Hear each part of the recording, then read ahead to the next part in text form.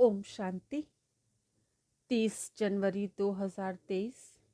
बाप दादा के मधुर महावाक्य। मीठे बच्चे, तुम ईश्वरीय संतान हो। तुम्हारा यह अमूल्य जीवन है।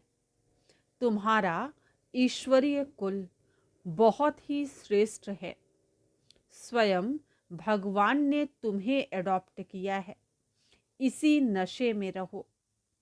प्रश्न: शरीर का भान टूट जाए, उसके लिए किस अभ्यास की आवश्यकता है? उत्तर: चलते फिरते अभ्यास करो कि इस शरीर में हम थोड़े टाइम के लिए निमित्त मात्र हैं। जैसे बाप थोड़े समय के लिए शरीर में आए हैं, ऐसे हम आत्मा ने भी श्रीमत पर भारत को स्वर्ग बनाने के लिए यह शरीर धारण किया है। बाप और वर्षा याद रहे तो शरीर का भान टूट जाएगा। इसको ही कहा जाता है सेकंड में जीवन मुक्ति। सेकंड पॉइंट: अमृत वेले उठ बाप से मीठी मीठी बातें करो तो शरीर का भान खत्म हो जाएगा। गीत है ओम नमो शिवाय। ओम शांति। भगवान होता ही है एक, जो बाप भी है। बच्चों को समझाया गया है, आत्मा का रूप कोई इतना बड़ा लिंग नहीं है। आत्मा तो बहुत छोटी स्टार मिसल भ्रकुटी के बीच में है। कोई इतना बड़ा ज्योतिर्लिंगम नहीं है जैसे मंदिरों में रखा हुआ है।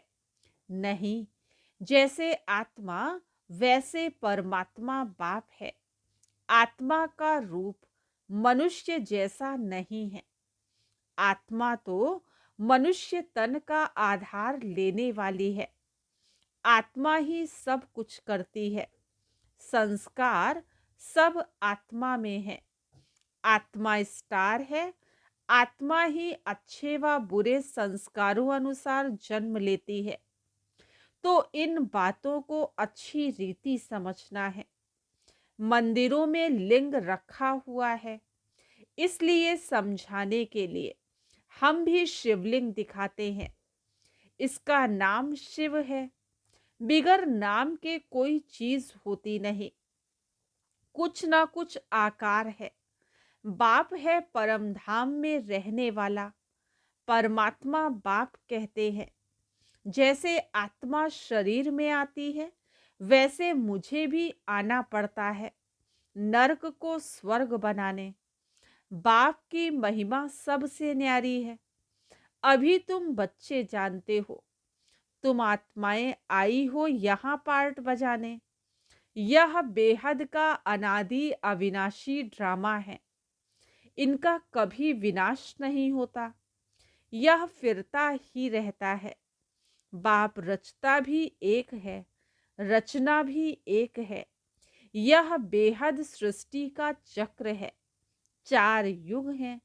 दूसरा है कल्प का संगम युग, जिसमें ही बाप आकर पतित दुनिया को पावन बनाते हैं। यह चक्र फिरता रहता है। तुम बच्चों को अब स्मृति आई है कि हम सब आत्माएं परम धाम में रहने वाली हैं। इस कर्म क्षेत्र पर पार्ट बजाने आई है। इस बेहद के ड्रामा को रिपीट होना है। बाप है बेहद का मालिक। उस बाप की अपरम अपार महिमा है। इसी महिमा, ऐसी महिमा और कोई की नहीं है। वह मनुष्य सृष्टि का बीज रूप है, सबका फादर है। बाप कहते हैं, मैं पराई रावण की दुनिया में आता हूँ। एक तरफ है आसुरी गुणों वाली संप्रदाय, दूसरी तरफ है दैवी गुणों वाली संप्रदाय। इनको कंसपुरी भी कहते हैं। कंस असुर को कहा जाता है। श्री कृष्ण को देवता कहा जाता है। अब बाप आए हैं देवता बनाने। और सबको वापस ले जाने और कोई की ताकत नहीं।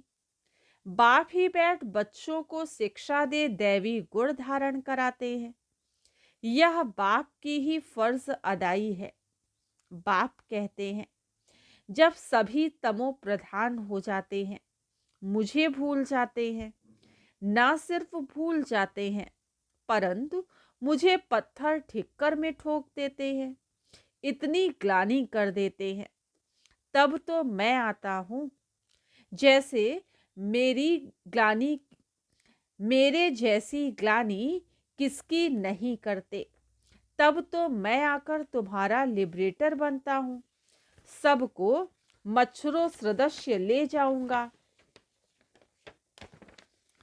और कोई ऐसे कह ना सके कि मन मनाभव मुझ अपने परमपिता परमात्मा को याद करो तो तुम्हारे विकर्म विनाश होंगे।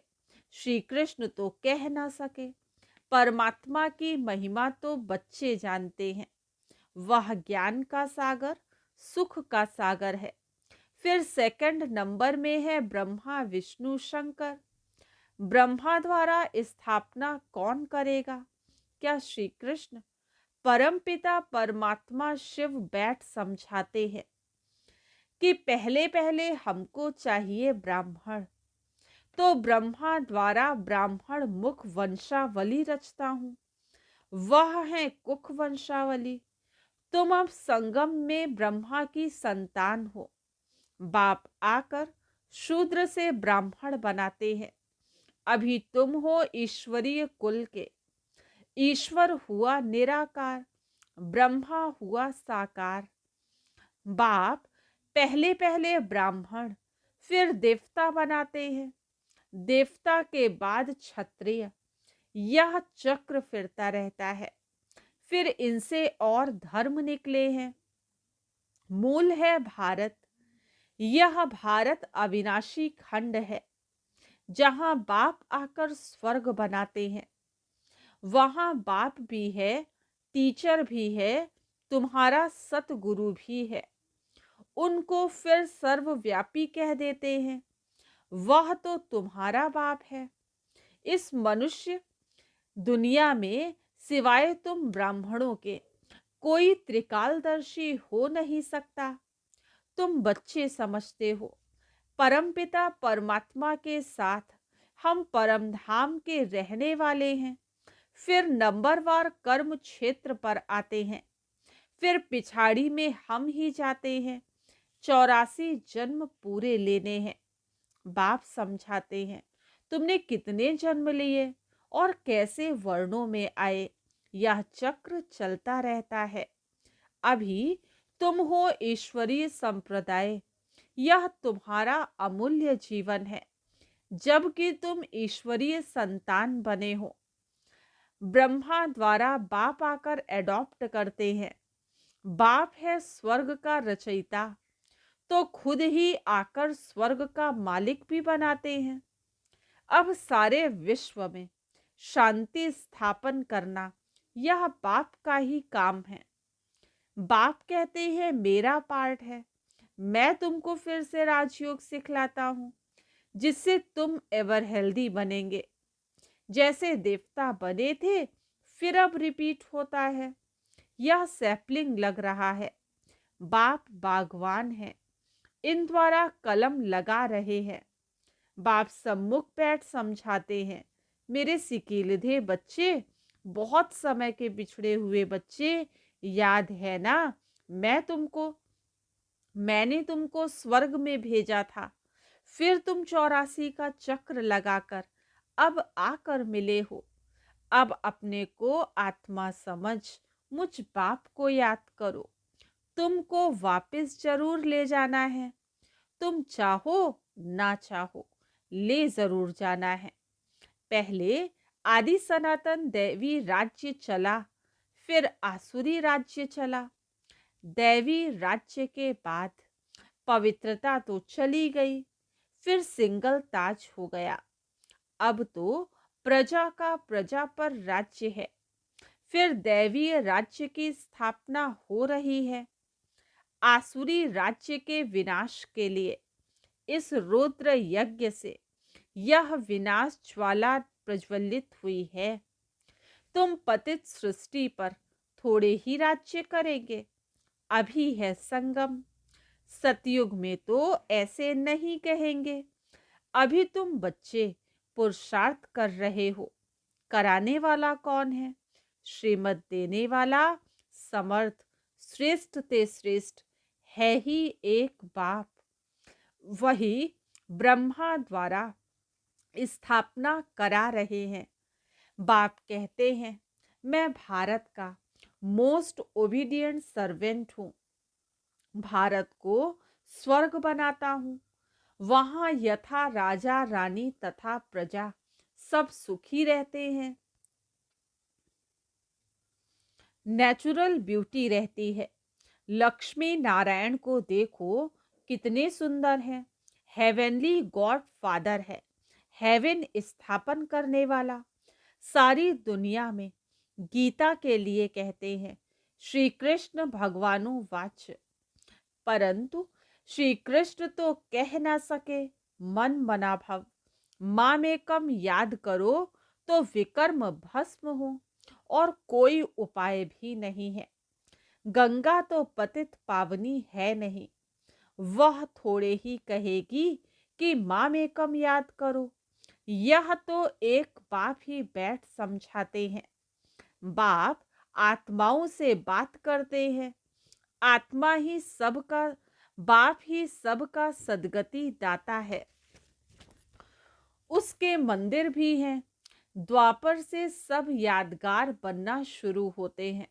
सोमनाथ का मंदिर है, परंतु वह क्या करके गए हैं ये कोई नहीं जानते। वह शिव शंकर को मिला देते हैं। अब कहाँ शिव परम धाम के निवासी और कहाँ शंकर सूक्ष्म वतन के वासी, कुछ भी समझते नहीं। बाप कहते हैं, कितने भी वेद शास्त्र आदि पढ़ें, जप तप करें, परंतु मेरे से मिल नहीं सकते। भल मैं भावना का भाड़ा सबको देता हूँ, परंतु वह तो अखंड ज्योति ब्रह्म को ही परमात्मा समझ लेते हैं। ब्रह्म का साक्षात्कार हो, परंतु उससे कुछ भी हासिल नहीं होगा।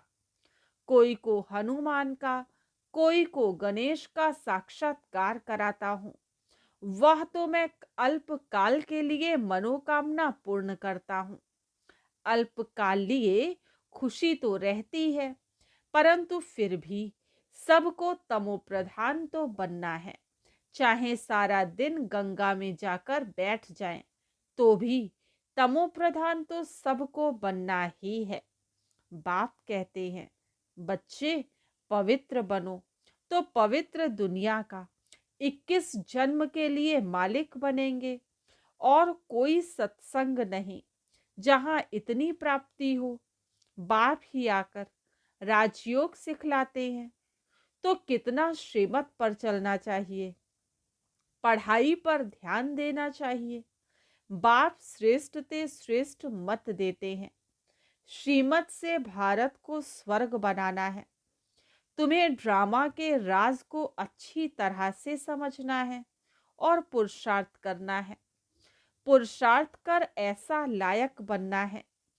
तुम बच्चों को नशा होना चाहिए कि हम बाप के साथ स्वर्ग की स्थापना करने आए हैं। हम वहाँ के रहवासी हैं। इस शरीर में हम निमित्त मात्र हैं, थोड़े टाइम के लिए। बाबा भी थोड़े टाइम के लिए आए हैं। इस शरीर का भान टूट जाना चाहिए। अपने बाप और वर्षे को याद करो। इसको ही सेकंड में जीवन मुक्ति कहा जाता है। बाप कहते हैं, मैं आया हूं सबको वापस ले जाने। अब तुम अपने को आत्मा समझ सवेरे उठकर बाबा को याद करो, उनसे बातें करो। तुम जानते हो हमारे 84 जन्म पूरे हुए। अब हम ईश्वरी संतान बने हैं, फिर दैवी संतान, फिर क्षत्रिय संतान बनेंगे। बाबा हमको विश्व का मालिक बनाते हैं। बाबा की बैठ महिमा करो। बाबा आपने तो कमाल की है, कल्प कल्प आकर आप हमको पढ़ाते हो। बाबा, आपका ज्ञान बड़ा वंडरफुल है। स्वर्ग कितना वंडरफुल है। वह है जिस्मानी वंडर्स और यह है रूहानी बाप का स्थापन किया हुआ वंडर। बाप आए हैं श्री कृष्णपुरी स्थापन करने। इन लक्ष्मी नारायण ने यह प्रालब्ध कहाँ से पाई? बाप द्वारा। जगत अम्बा और जगत पिता के साथ बच्चे भी होंगे। वह है ब्राह्मण। जगत अम्बा तो ब्राह्मणी थी। वह है कामधेनु, सबकी मनोकामनाएं पूर्ण कर देती है। यह जगत अम्बा ही फिर स्वर्ग की महारानी बनती है। कितना वंडरफुल राज है। यह बाप अपनी अवस्था को जमाने के लिए भिन्न भिन्न युक्तियां बताते रहते हैं। रात को जागो, बाबा को याद करो तो अंतमति सो गति हो जाएगी। अगर पूरा पुरुषार्थ होगा तो याद ठहरेगी। बाप पास विद ऑनर हो जाना है। 8 को ही स्कॉलरशिप मिलती है। सब कहते हैं हम लक्ष्मी नारायण को वरें, तो पास होकर दिखाना है। अपने को देखना है कि मेरे को में कोई बंदरपना तो नहीं है, उसको निकालते जाओ। देखो सारे दिन में किसको दुख तो नहीं दिया। बाप है सबको सुख देने वाला। बच्चों को भी ऐसा बनना है। वाचा कर्मणा से कोई को भी दुख नहीं देना है। सच्चा सच्चा रास्ता बताना है। वह है हद के बाप का वर्षा, यह है बेहद के बाप का वर्षा। सो तो जिसको मिलता होगा वही बताएंगे। जो अपने धर्म के होंगे उन्हों को झट टच होगा। बाप कहते हैं फिर से दैवी धर्म स्थापन करने मैं ब्रह्मा के तन में आता हूँ। तुम बच्चों की बुद्धि में है कि अभी हम ब्राह्मण हैं, फिर देवता बनना है। पहले सूक्ष्म वतन में जाकर फिर शांति धाम में जाएंगे। यहाँ से वहां से फिर नई दुनिया में गर्भ महल में आएंगे। यहाँ गर्भ जेल में आते हैं। इनको कहते हैं झूठी माया, झूठी काया, झूठा सब संसार। बाप कहते हैं कितनी धर्म की ग्लानि की है। शिव जयंती मनाते हैं, परंतु शिव कब आया, किसमें प्रवेश किया, ये कोई को पता नहीं है। जरूर कोई शरीर में आकर नरक को स्वर्ग बनाया होगा ना। बाप बच्चों को अच्छी रीति समझाते हैं और राय देते हैं। अपना चार्ट बनाओ। सारे दिन में कितना समय बाप को याद किया।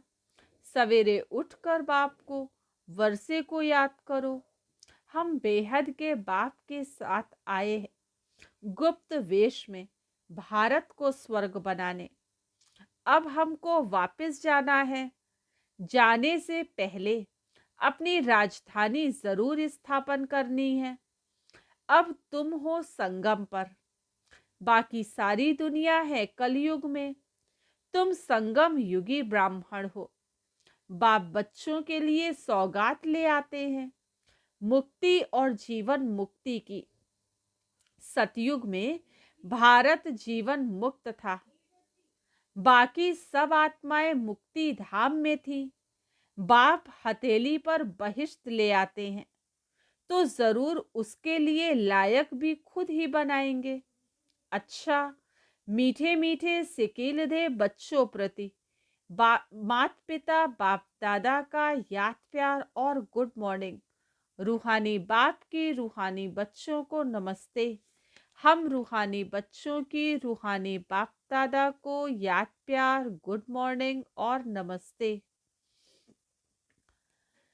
आज की मुरली से धारणा के लिए मुख्य सार फर्स्ट पॉइंट है, सदा इस नशे में रहना है कि हम बाप के साथ स्वर्ग की स्थापना के निमित्त हैं। बाप हमें विश्व का मालिक बनाते हैं। सेकंड पॉइंट, बाप समान सुख देने वाला बनना है। कभी किसी को दुखी नहीं करना है, सबको सच्चा रास्ता बताना है, अपनी उन्नति के लिए अपना चार्ट रखना है। आज का वरदान, निमित्त और नम्र चित्त की विशेषता द्वारा सेवा में फास्ट और फर्स्ट नंबर लेने वाले सफलता मूर्त भव। निमित्त और नम्र चित्त की विशेषता द्वारा सेवा में फास्ट और फर्स्ट नंबर लेने वाले सफलता मूर्त भव। सेवा में आगे बढ़ते हुए यदि निमित्त और नम्र चित्त की विशेषता स्मृति में रहती है तो सफलता स्वरूप बन जाएंगे। जैसे सेवाओं की भागदौड़ में होशियार हो, ऐसे इन दो विशेषताओं में भी होशियार बनो। इससे सेवा में फास्ट और फर्स्ट हो जाएंगे। ब्राह्मण जीवन की मर्यादाओं की लकीर के अंदर रहकर स्वयं को रूहानी सेवाधारी समझकर सेवा करो तो सफलता मूर्त बन जाएंगे। मेहनत नहीं करनी पड़ेगी। आज का स्लोगन, जो बुद्धि द्वारा सदा ज्ञान रत्नों को धारण करते हैं वही सच्चे होली हंस हैं। जो बुद्धि द्वारा सदा ज्ञान रत्नों को धारण करते हैं वही सच्चे होली हंस हैं।